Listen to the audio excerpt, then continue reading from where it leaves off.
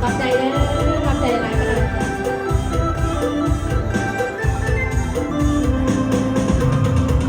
น้องเป็นสาวบ้านนา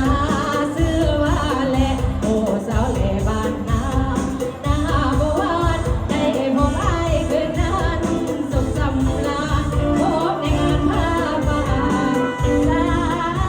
มัคคี ให้นั้นยกกำลั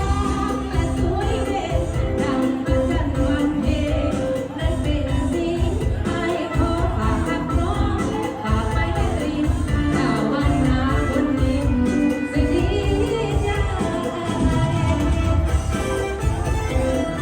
ฉันแต่ให้นั้นรัก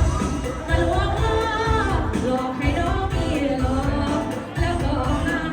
หากว่าให้หักแท้และจริงใจก็เก็บเงินไว้ให้มันบ่น้องสินักหนาน้องให้ขอแต่งเบาแพงดอกทางที่มาขออย่าให้น้องต้องทำเพราะการน้องบอกพ่อแม่มาขอถ้าจริ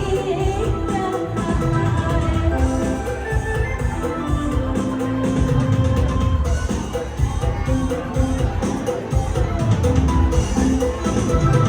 เอาเกี่ยวกันเลยพี่น้องเกี่ยว